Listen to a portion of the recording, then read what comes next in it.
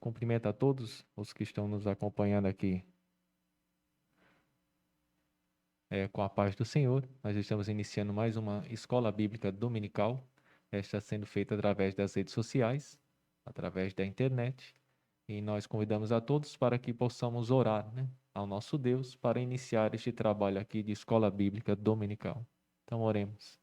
Ó Deus Todo-Poderoso, nós te louvamos e agradecemos, Jesus, a oportunidade que tem nos dado, Jesus, para que possamos, Jesus, aprender, Jesus, um pouco mais, Jesus, da tua palavra, Jesus, sermos edificados, transformados, Jesus, aperfeiçoados pelas tuas mãos, Jesus. Abençoa, Jesus, cada um, Jesus, daquele, Jesus, que está nos ouvindo, Jesus. Abençoa, Jesus, cada um dos irmãos e irmãs, Jesus, cada um dos amigos do Evangelho, Jesus, que tem nos acompanhado. Continua abençoando, Jesus, a escola dominical, Jesus, também que sempre está sendo feita, Jesus, nos templos, Jesus, presencialmente. Abençoando também os professores e alunos desta, Jesus. Ajuda, Jesus, aqueles que estão enfermos, doentes, cansados, fracos, Jesus. Abençoa, Jesus, a todos estes, Jesus.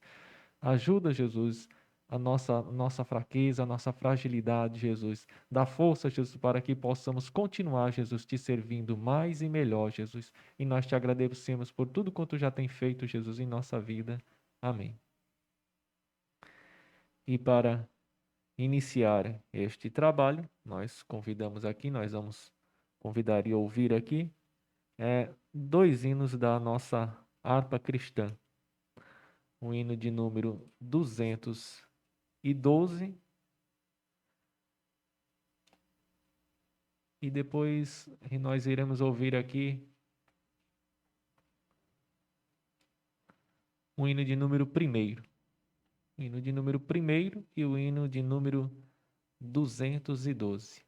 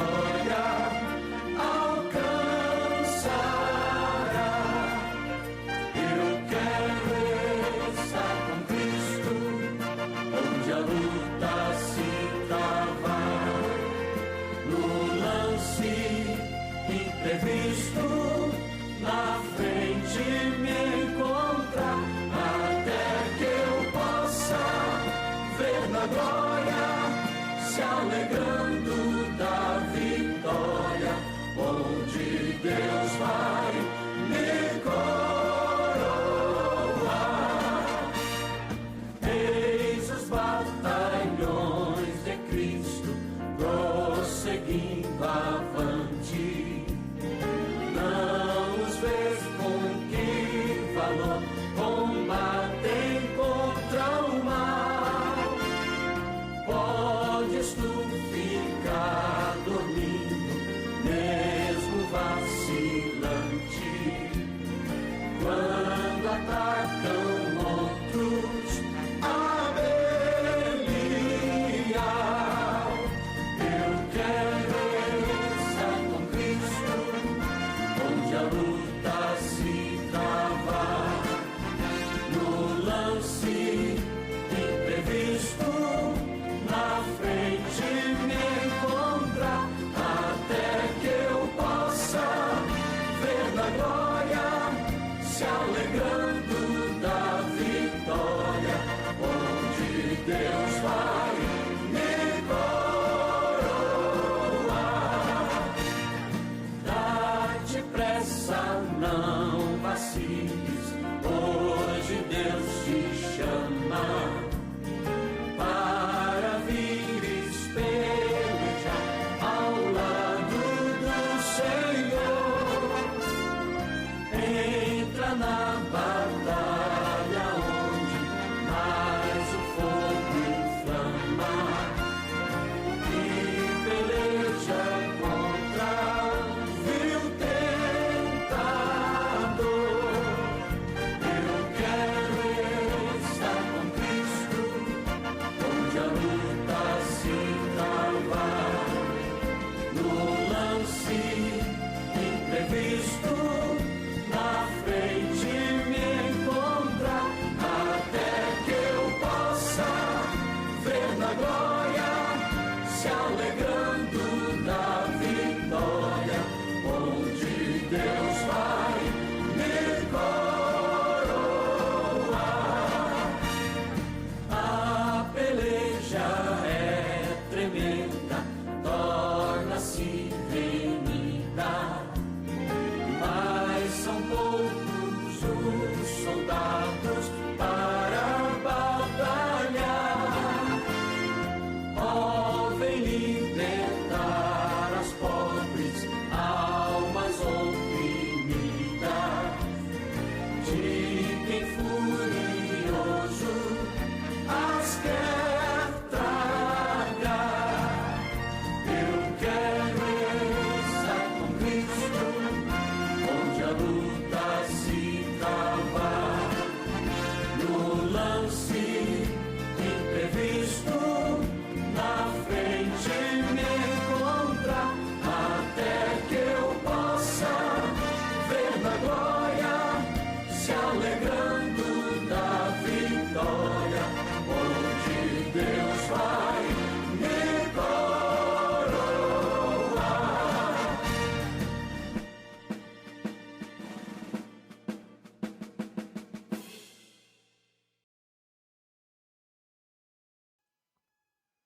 Graças a Deus pelos louvores que nós escutamos aqui da nossa harpa cristã. Agradecemos ao nosso Deus, né, por podermos ouvir esses louvores. E nós agora iremos fazer aqui a leitura bíblica aqui, que se encontra no Evangelho que escreveu São Mateus, no capítulo de número 6 e o versículo de número 33. Então, Mateus,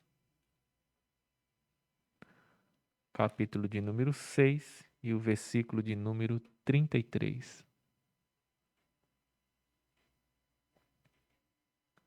Que nos diz assim: Mas buscai primeiro o reino de Deus e a sua justiça, e todas essas coisas vos serão acrescentadas. Então, vamos orar também pela leitura bíblica, para que Deus possa aplicar a sua santa e gloriosa palavra em nossos corações. Ó Deus Todo-Poderoso, nós agradecemos, Jesus, a oportunidade, Jesus, de poder ler a Tua palavra, Jesus.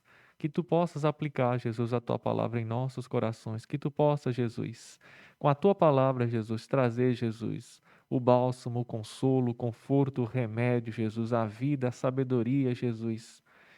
toda sorte de milagres na vida, Jesus, de todos aqueles que estão nos ouvindo, nos assistindo, Jesus. Continua abençoando, Jesus, a nossa vida, Jesus, e esta escola dominical. Nós te louvamos e agradecemos por tudo, Jesus. Amém.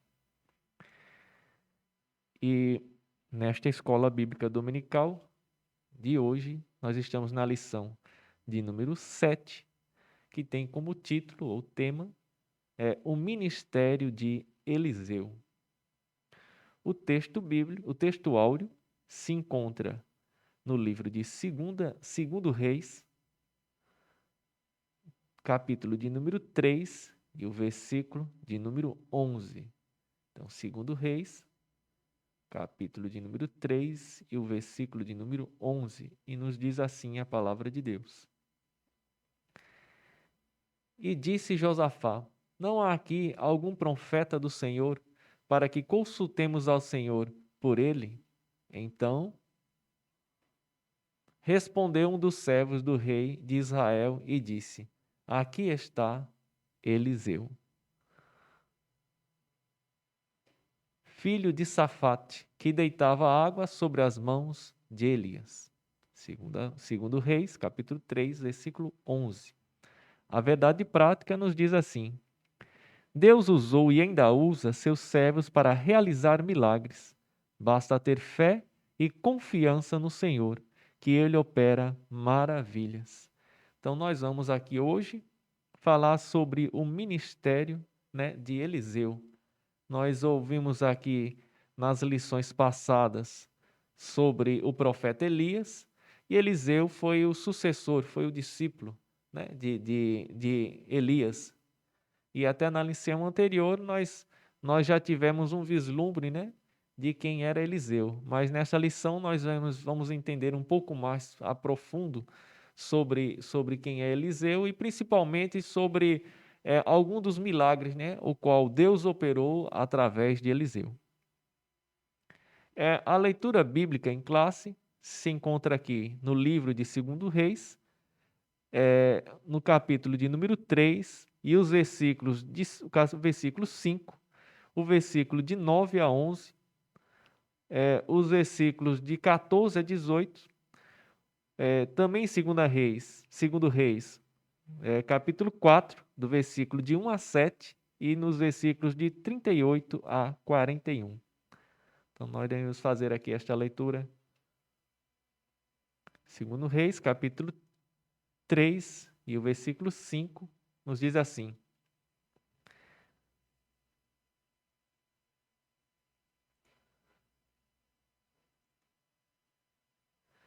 Sucedeu, porém, que morrendo Acabe, se revoltou o rei dos Moabitas contra o rei de Israel. Versículo 9. E partiu o rei de Israel e o rei de Judá e o rei de Edom. E andaram rodeando com uma marcha de 7 dias, e o exército e o gado que os seguiam não tinham água.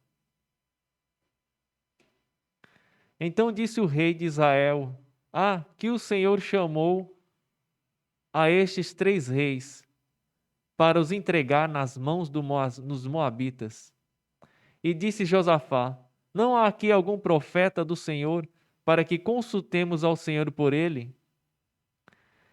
Então respondeu um dos servos do rei de Israel e disse: aqui está Eliseu, filho de Safate, que deitava água sobre as mãos de Elias. O versículo 14. E disse Eliseu: vive o Senhor dos exércitos, em cuja presença estou, que, se eu não respeitasse a presença de Josafá, rei de Judá, não olharia para ti, nem te veria. Ora, pois, trazei-me um tangedor. E sucedeu que, tangendo o tangedor, veio sobre ele a mão do Senhor. E disse: assim diz o Senhor: fazei-me neste vale muitas covas, porque assim diz o Senhor: não vereis vento e não vereis chuva. Todavia, este vale se encherá de tanta água que bebereis vós e o vosso gado e os vossos animais. E ainda isto é pouco aos olhos do Senhor, Também entregará ele os moabitas nas vossas mãos. Segundo Reis, capítulo 4, e o versículo 1, nos diz assim: E a mulher das mulheres dos filhos dos profetas clamou a Eliseu, dizendo: Meu marido, teu servo, morreu. E tu sabes que o teu servo temia ao Senhor. E veio o credor a levar-me os meus 2 filhos para serem servos. E Eliseu disse: Que te hei de fazer? Declara-me que é o que tens em casa. E ela disse: Tua serva não tem nada em casa, senão a botija de azeite. Então disse ele: Vai, pede para ti vasos emprestados a todos os teus vizinhos. Vasos vazios, não poucos. Então entra e feche a porta sobre ti e sobre os teus filhos. E deita o azeite em todos aqueles vasos, e põe à parte o que estiver cheio. Partiu, pois, dele e fechou a porta sobre si e sobre os seus filhos. E eles lhe traziam os vasos e elas o enchiam. E sucedeu que, cheios que foram os vasos, disse a seu filho: Trazei-me ainda um vaso. Porém ele disse: Não há mais vaso nenhum. Então o azeite parou. Então veio a ela e o fez saber ao homem de Deus. E disse ele: Vai, vende o azeite e paga a tua dívida, e tu e teus filhos vivei do resto. O versículo de número 38.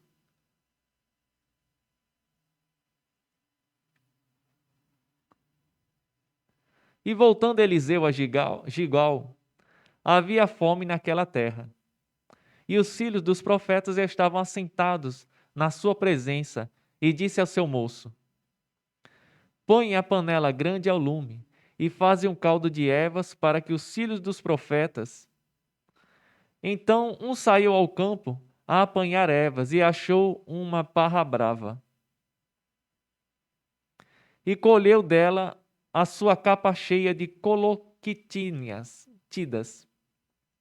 E veio e as cortou na panela do caldo, porque as não conhecia. Assim tiraram de comer para os homens. E sucedeu que, comendo eles daquele caldo, clamaram e disseram: Homem de Deus, a morte na panela. Não puderam comer. Porém ele disse: Trazei, pois, farinha.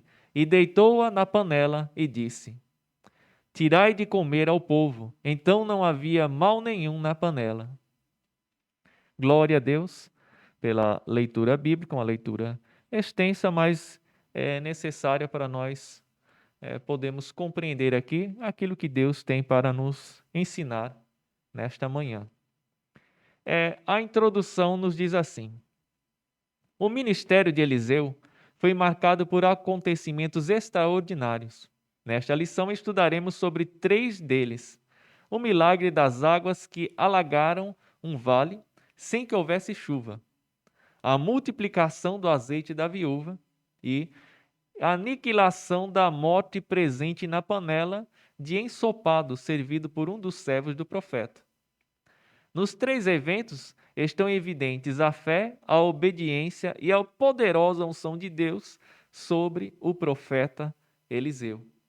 Então nós vamos aprender a entender que os milagres de Deus são atuais, nós devemos entender que os milagres de Deus são para hoje, entender que a fé, a obediência e o mais importante, que é a unção de Deus na vida do homem, ela é que pode nos proporcionar viver uma vida onde nós podemos crer na existência do milagre. Assim, quando Deus assim o achar necessário, Ele pode fazer um milagre na nossa vida, bastando tão somente Ele querer, Ele achar por bem. Nós pedimos e muitas das vezes Deus nos ouve, Deus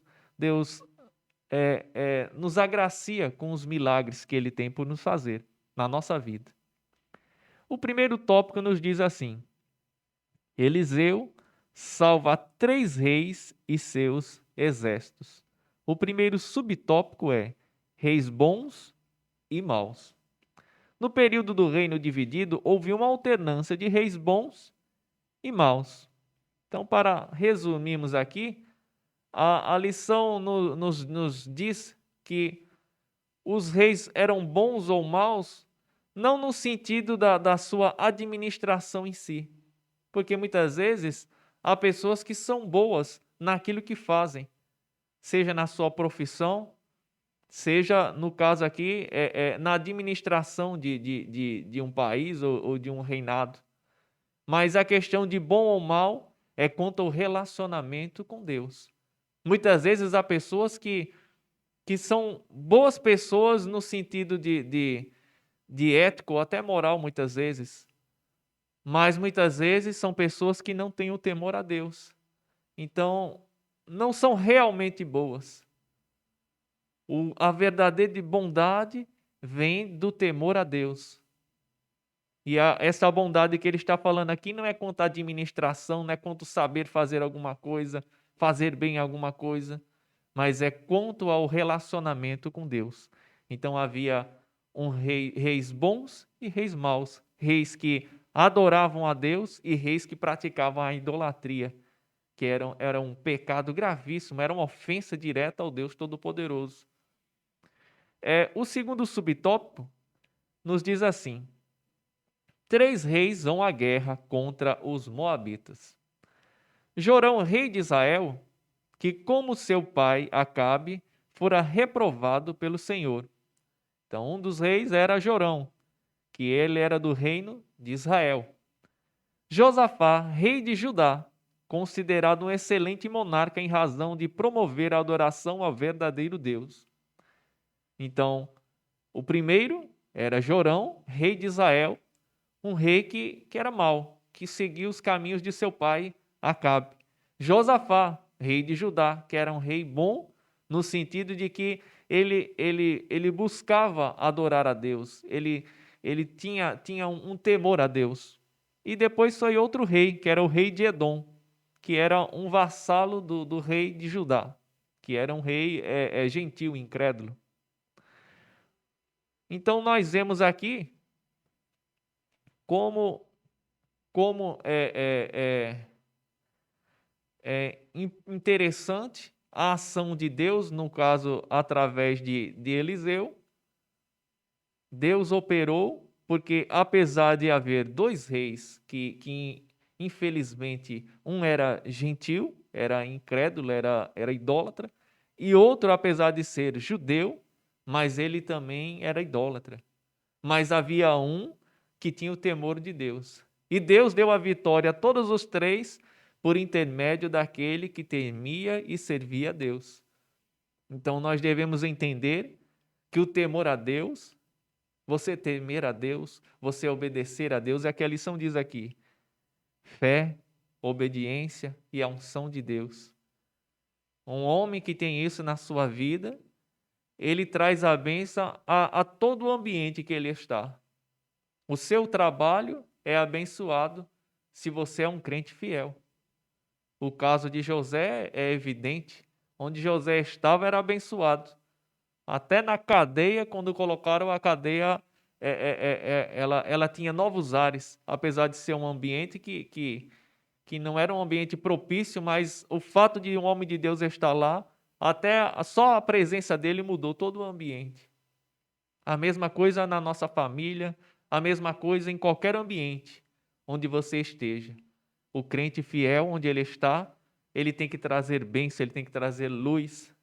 E assim ele deve fazer, porque existe algo que faz este diferencial, que nós vamos ver aqui no terceiro subtópico.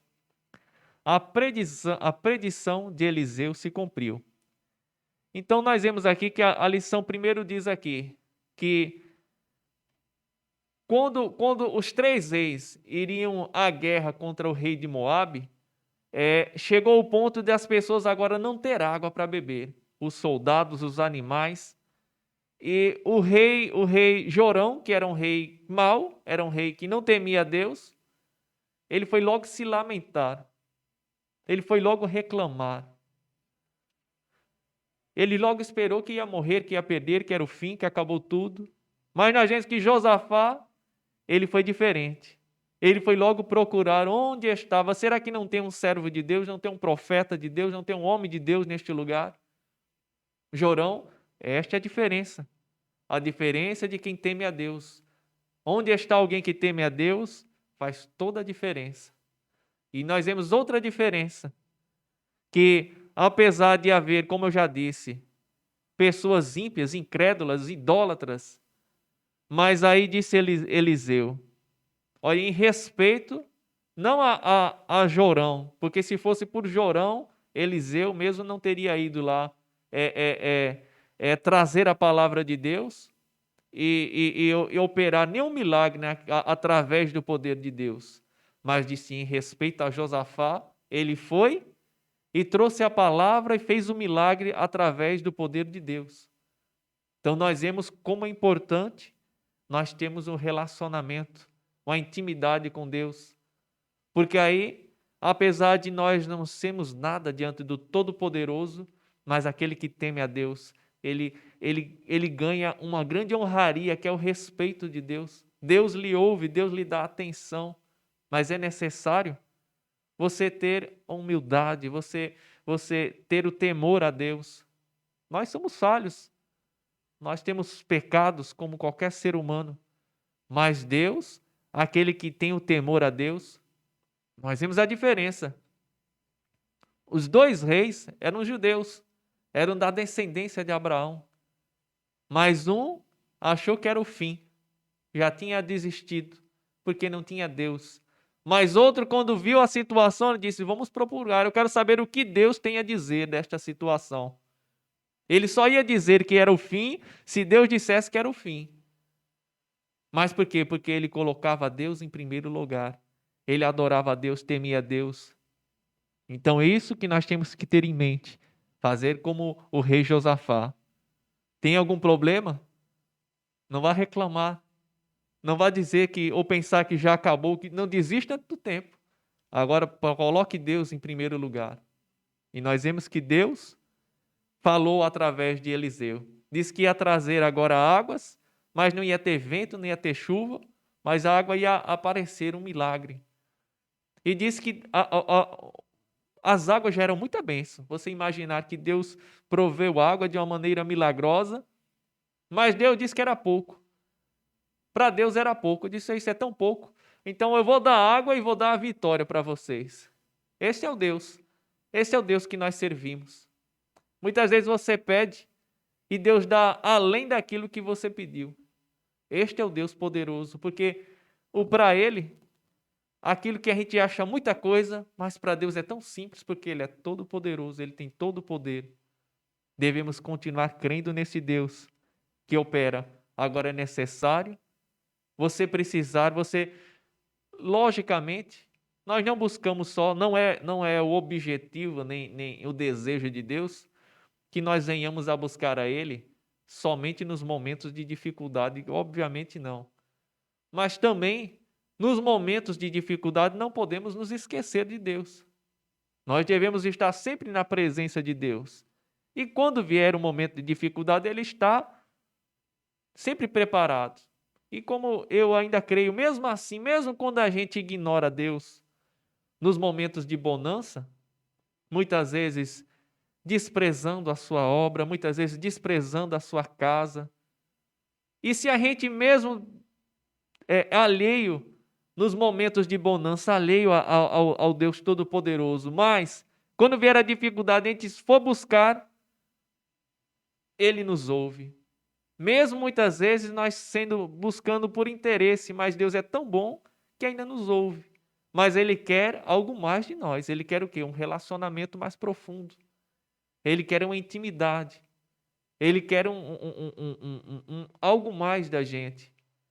Ele não quer somente nos abençoar, mas Ele materialmente só dar vitória, dar bênção, fazer milagres. Mas Ele quer que nós, como imagem e semelhança dEle, possamos nos aproximar mais desta santidade que Ele tem. Ele quer nos aperfeiçoar, nos santificar. E por isso Ele nos abençoa, para que nós possamos sempre entender o poder dele. Ele nos abençoa, faz milagres, maravilhas, para que nós sempre entendamos que ele é todo-poderoso. O segundo tópico nos diz assim: Eliseu aumenta o azeite da viúva.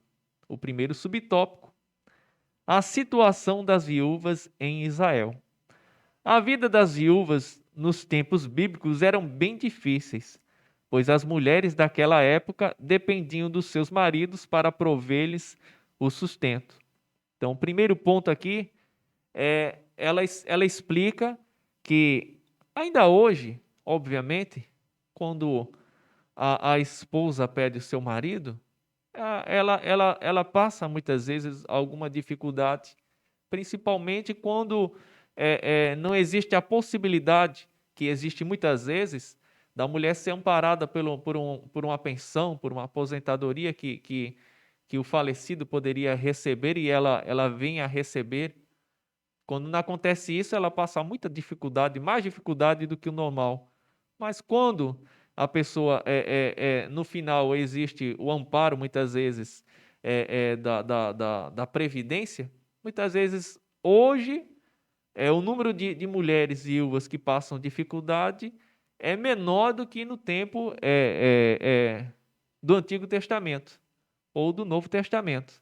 Mas naquele tempo, que no tempo de Eliseu, nós devemos entender que a situação é extremamente difícil.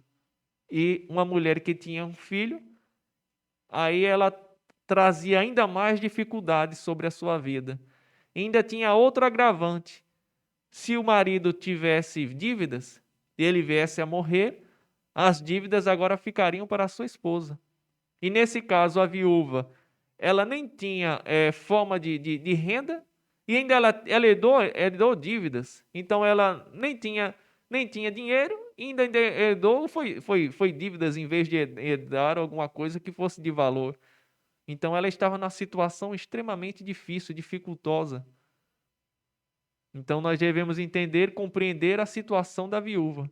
As viúvas naqueles tempos estavam numa situação muito mais difícil do que nos tempos atuais, ainda que elas também, as viúvas hoje também, muitas têm dificuldades, muitos sofrem muitas vezes, mas quando a gente vai para o Antigo Testamento, a situação era muitíssimo pior ainda.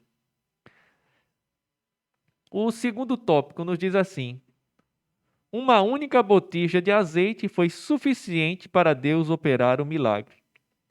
Após ouvir da mulher que não tinha nada além de uma vasilha de azeite, o profeta disse a ela que tomasse vasilhas emprestadas com os vizinhos e que ao entrar em casa com os filhos, fechasse a porta.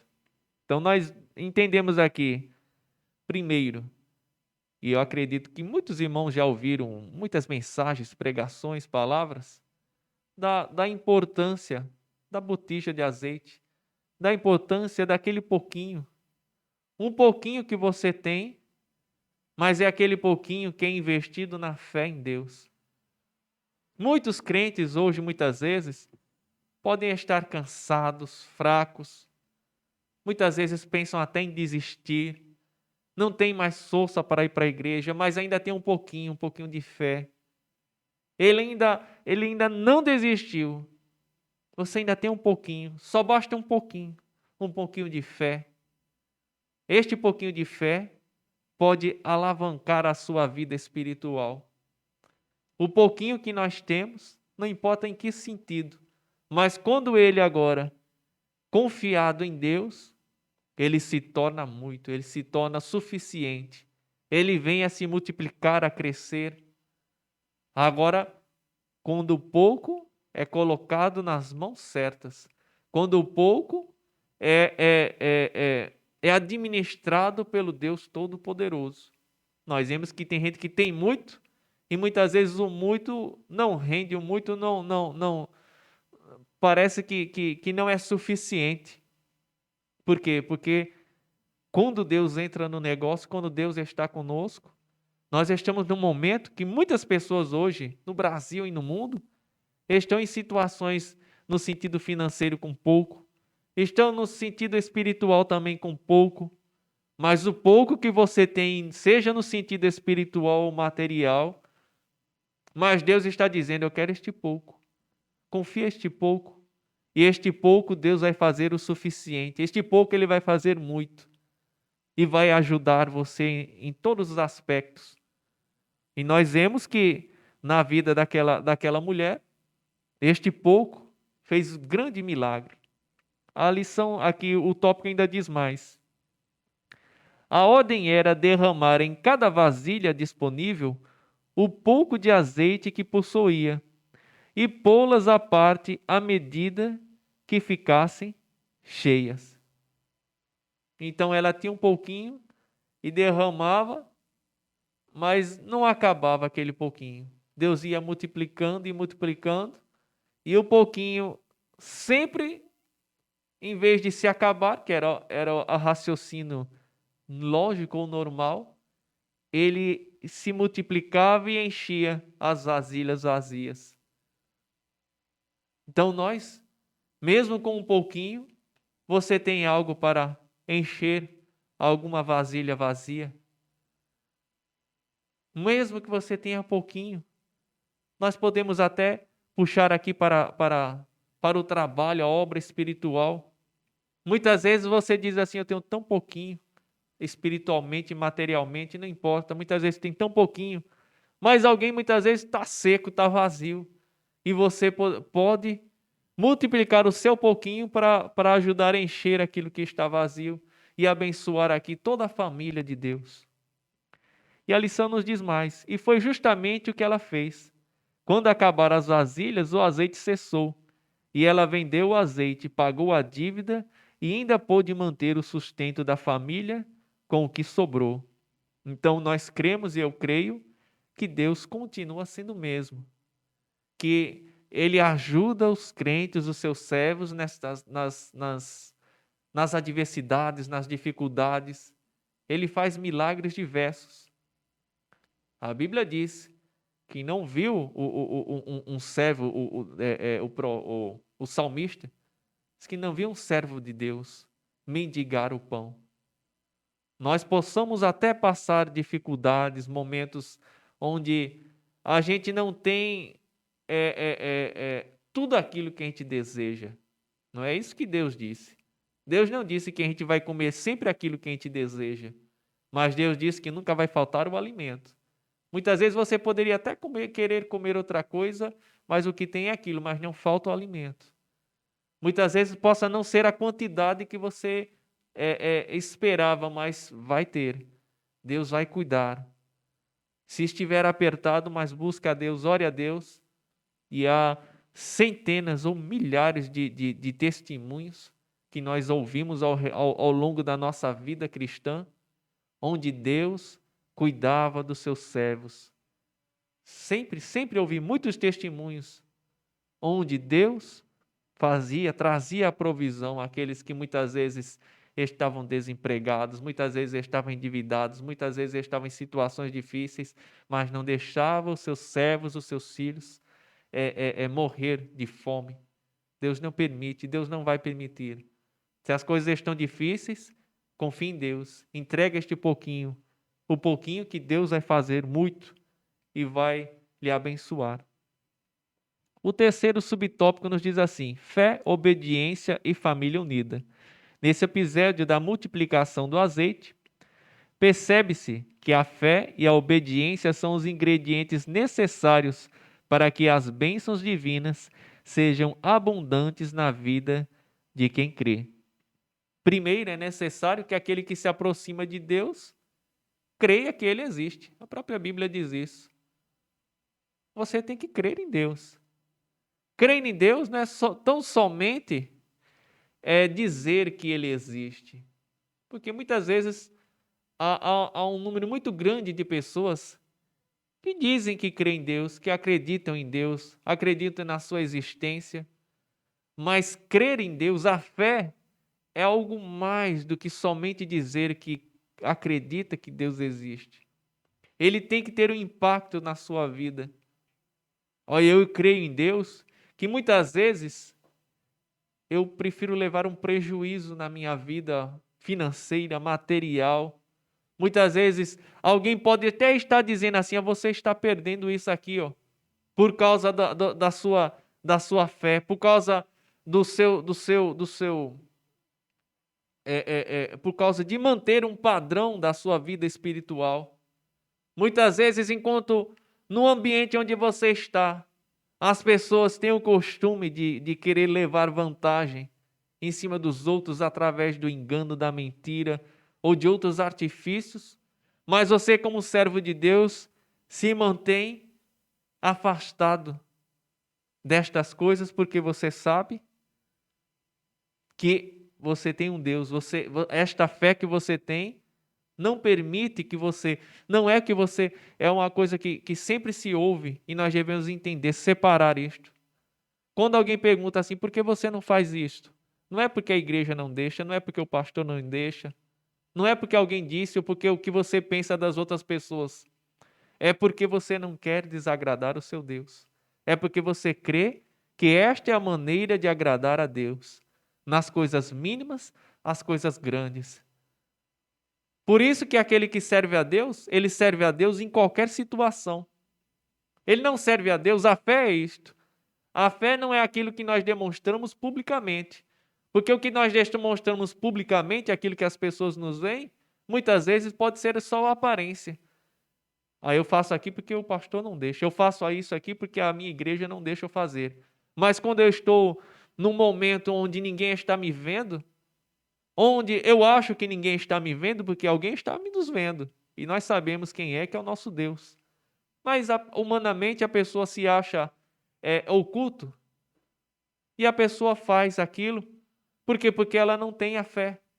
Ela tem uma crença ou um medo na instituição ou numa pessoa. Mas aquele que tem o temor a Deus e a fé em Deus, ele continua mantendo o seu padrão, independente daquilo que as pessoas possam estar vendo ou não.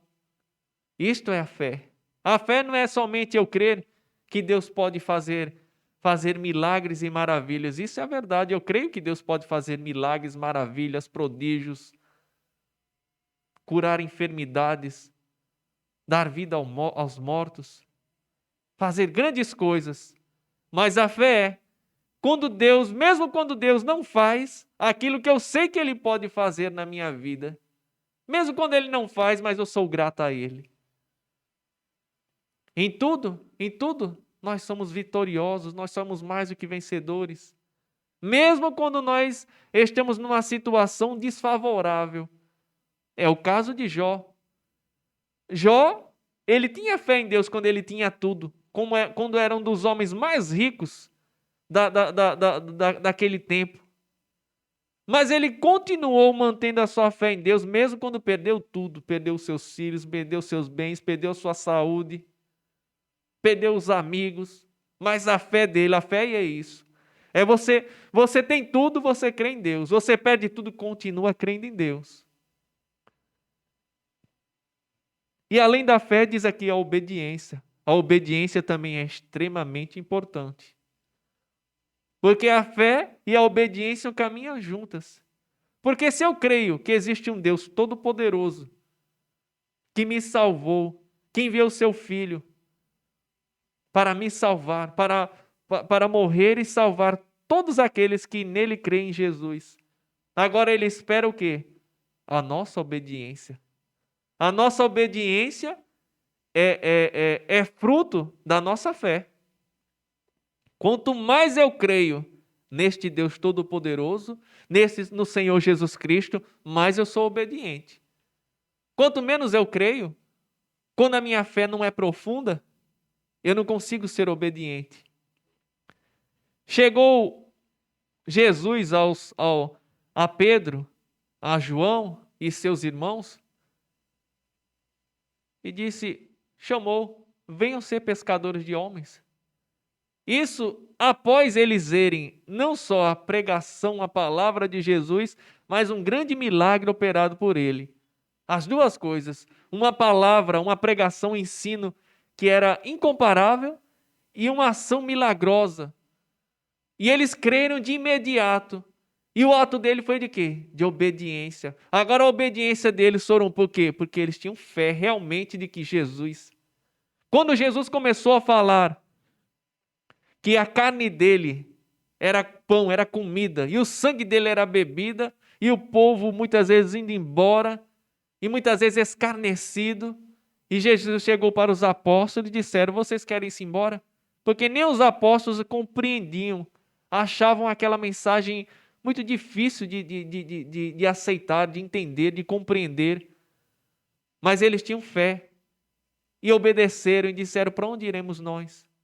Agora nós vemos outro caso, que chegou o jovem rico e chegou colocando Jesus lá em cima, dizendo: bom mestre. Ele sabia que Jesus era aquele que ia trazer a salvação. O que eu preciso fazer para herdar o reino de Deus? O que eu preciso fazer para ser salvo? O que eu preciso? Ele sabia que em Jesus estava a salvação, que ele era aquele que vinha sendo prometido. Mas a fé dele era fraca, porque quando Jesus disse: vende tudo que tem e dá aos pobres, aí a obediência não seguiu, porque ele não tinha fé. Se ele tivesse fé, ele vendia, ele dava tudo e mais. Então a obediência vai seguida da fé. Quanto mais você crê em Deus, mais você é obediente. Quanto mais você tem fé, mais você sabe que você fazer aquilo vale a pena fazer tudo um pouco mais. Por quê? Porque o Deus a quem nós servimos, Ele é fiel. O Deus a quem nós servimos, Ele nos recompensa mesmo nós não merecendo. Porque quando Ele nos chama, nós já somos devedores. Porque Ele nos deu a salvação gratuitamente. Então nós já começamos na dívida. Nós já tínhamos uma dívida com Ele antes de sermos salvos. Quando somos salvos, aumentamos a nossa dívida agora de gratidão. Mas Ele continua o quê? Nos abençoando. E Ele só pede o quê? A renúncia, a obediência, a fé. E por fim, terminando aqui nesse subtópico, que fala da família unida. Quer uma bênção na sua vida? A união da família é essencial. Sem a união da família, aquela viúva não poderia ter alcançado, sem a ajuda dos seus filhos, ela não poderia ter alcançado tamanha bênção. A família, ela se fechou, aqui diz aqui. Ao pedir à mulher para fechar a porta, o profeta indicou que o milagre deveria acontecer na intimidade da família. Isso significa que Deus se agrada de uma família unida em torno de um ideal sagrado. Algumas coisas que nós aprendemos. Muitas vezes o problema que você tem que enfrentar, o problema que você está passando, não é para você divulgar nas redes sociais. Muitas vezes o problema, algumas coisas a gente pode até, quando você está enfermo, e muitas vezes a gente pede oração, não há problema. Mas há certas dificuldades que nós passamos, que é necessário ficar somente entre você e sua esposa, ou você e sua família, ou sua esposa e seus filhos. E vocês, juntamente em oração, clamor, vocês vão buscar a direção de Deus e Deus vai resolver junto com a família. A união da família é muito importante. Uma família unida é uma família que vence. É uma família que Deus pode operar grandemente. Uma família desunida, se você já começa a sua própria família, que você dorme e acorda ao lado deles, convive todo dia com eles. Se você não consegue ser unido com eles, quanto mais você vai ser unido com os seus irmãos da fé, e muito menos Deus. Nós devemos estar unidos com a nossa família, que também vai ser motivo de grandes bênçãos. Se existe alguma rixa, alguma coisa no seu lar, na sua família, clame a Deus, busque a Deus, para Deus tirar estas inimizades, esses problemas, porque você vai ver o seu lar ser grandemente abençoado. O terceiro tópico nos diz: a morte que havia na panela. O primeiro subtópico, a escola de profetas. Os filhos ou discípulos dos profetas estavam radicados em Betel, Jericó e Gilgal. Nessas escolas, os alunos eram encorajados a buscar uma melhor compreensão da palavra de Deus, desenvolviam um relacionamento com o Senhor e contribuíam na manutenção da resistência contra a apostasia e idolatria que imperava em Israel. Por isso, eles eram perseguidos por alguns reis. Hoje nós podemos dizer que esta escola de profetas hoje é a igreja. É a reunião onde nós estamos aqui para aprender mais e mais da palavra de Deus. Nós estamos aqui para contribuir na manutenção da resistência contra a apostasia, que a apostasia tem se levantado aí, pessoas que estão negando o evangelho, pessoas que estão transtornando o verdadeiro evangelho. E é necessário que nós, aqui na casa de Deus, possamos aprender mais. A escola dominical é um dos ambientes que é propício para o aprendizado, mas também os cultos também muitas vezes traz algum ensino, e principalmente também aos cultos de doutrina, onde há uma instrução, um ensinamento, para que nós possamos enfrentar isso que está por vir, que está vindo, né? Tentando confundir a igreja. Então, o ambiente da igreja é um ambiente adequado para possamos ser aperfeiçoados, preparados, aprendendo a palavra de Deus. O segundo subtópico diz aqui: a morte na panela. Foi na escola de profetas de Gilgal que Eliseu ordenou a seu servo que fizesse um ensopado para alimentar os discípulos. Provavelmente pela falta de conhecimento sobre plantas e diante da escassez de alimentos, o rapaz pegou junto com os legumes uma espécie de pepinos silvestres que continham veneno. A comida foi servida aos homens, mas logo que a provaram, gritaram: a morte na panela. Eliseu pediu um pouco de farinha e colocou no caldeirão e declarou que não havia mais perigo algum. Deus havia realizado um milagre. Então, primeiro nós entendemos que a situação era grave, por quê? Porque eles estavam numa situação de falta de alimentos. Era uma situação de escassez. Então, se já estava na situação de escassez, ter o pouco alimento que tem, infelizmente, pelo despreparo de um jovem, ter aquele pouco alimento envenenado, desperdiçado, seria uma grande perda. Poderia fazer grande falta futuramente, porque era uma quantidade que iria fazer falta nos dias posteriores. Então, além não somente do problema de estar uma comida envenenada, mas a questão é que tinha pouca comida. Não poderia haver desperdício.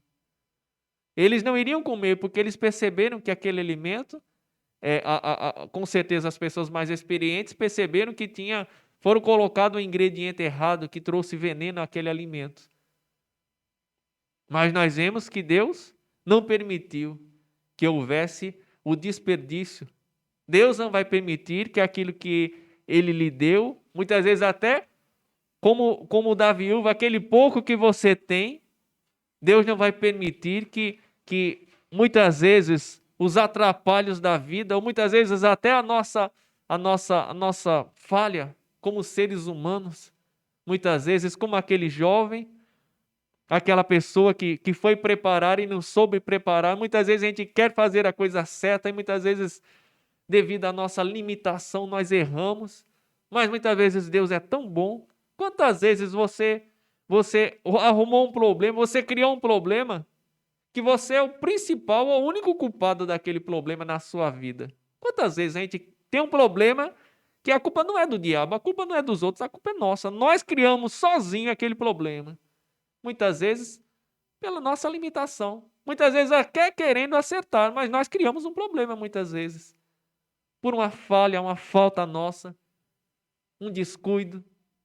Mas Deus é tão bom que mesmo muitas vezes nós sendo o causador de um problema que nós estamos passando, mas quando a gente clama e pede a Deus, Ele resolve. Mesmo eu sendo culpado. Mas se você pede a Deus, Deus está lá para nos ajudar.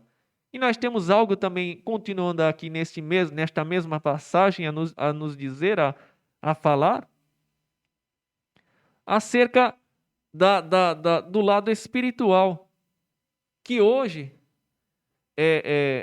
existe uma escassez de alimento. Cada vez mais o alimento espiritual, o verdadeiro alimento espiritual, a palavra de Deus, está cada vez mais escassa.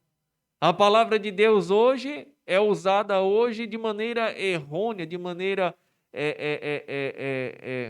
contrária à própria palavra de Deus. Muitas vezes retiram passagens do seu contexto original, ou muitas vezes se utilizam da palavra de Deus para trazer uma mensagem que é contrária à palavra de Deus. Então nós vivemos num período onde um dos profetas disse que o povo está se aproximando desse período, onde as pessoas vão correr de um lado para outro atrás da palavra de Deus.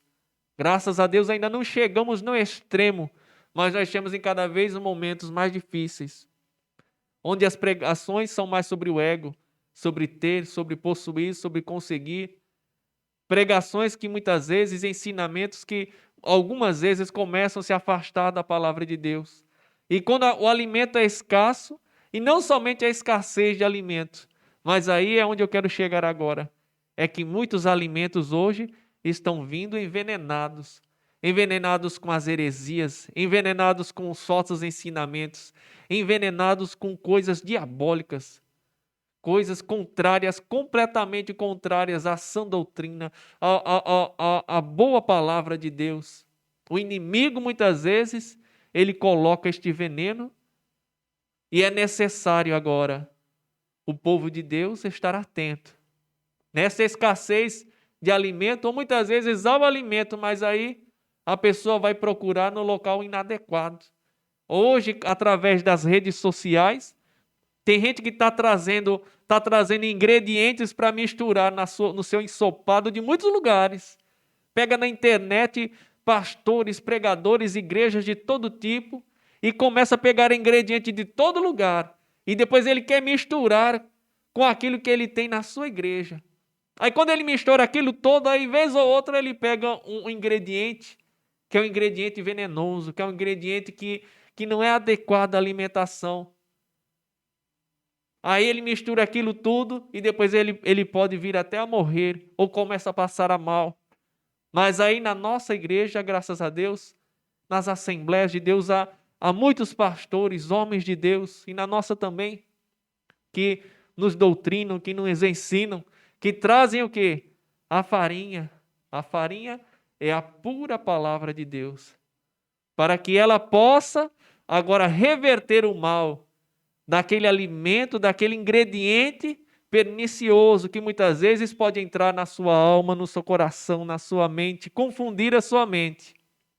Mas a palavra de Deus é a farinha que pode esclarecer, que pode trazer aquilo que era pernicioso, ele vai agora anular e vai trazer agora a vida, vai trazer agora a nutrição para você. E vamos aqui trazer a conclusão, que nos diz assim a conclusão. Nos 3 milagres apresentados na lição, percebe-se de que aconteceram mediante alguma iniciativa ou trabalho humano. Isso significa que os milagres operados por Deus na vida dos seus servos acontecem em cooperação com algum tipo de trabalho ou atitude humana. Deus tem compromisso com pessoas de fé, mas que também sejam operantes e diligentes. Os milagres de Deus, na sua grande e imensa maioria, eles não acontecem no vazio.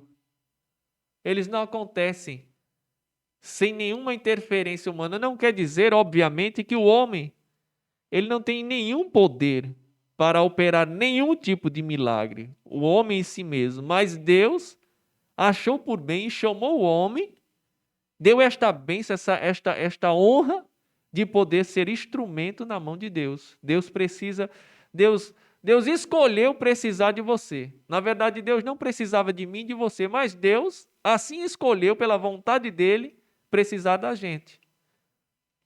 Então, esta honraria, agradeça essa honraria, respeite esta honra que Deus está lhe dando, me dando, de podermos ser usados para ser instrumentos de bênção, de milagres na vida da igreja, na vida deste mundo. Né? Então nós que não possamos perder a oportunidade, como Eliseu foi usado, teve a unção dobrada e fez grandes milagres, grandes maravilhas. E para terminar aqui, Eliseu recebeu a unção dobrada. A lição, e nós lendo aqui, nós vemos que ele fez o dobro de milagres que Elias fez. Então ele fez muito mais milagres. Mas nós vemos uma coisa diferente. Que diferente do mundo humano, Eliseu teve a unção dobrada, fez mais milagres, mas em nenhum momento ele se achou maior ou melhor do que Elias. E nem o número de milagres maior diminuiu quem Elias era. Elias continuou sendo quem Elias era, um grande profeta de Deus. Não tenha medo, não tenha medo. Quanto as outras pessoas crescerem, não vai fazer você menor, não. Porque quando Jesus se transfigurou, apareceu Elias e não Eliseu. Apesar de Eliseu ter a unção dobrada, apesar de Eliseu ter feito mais milagres, mas Deus continuou lembrando de Elias. Louve a Deus quando alguém prega mais que você, alguém louva mais que você, alguém toca mais que você, alguém faz qualquer coisa melhor do que você. Você ensina e a pessoa aprende e depois ensina melhor do que você. Louva a Deus.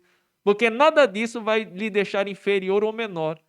Mas tudo isso é para a honra e glória de Deus. Então que vivamos assim, satisfeitos, alegres, com todo mundo prosperando espiritualmente e sendo aperfeiçoados.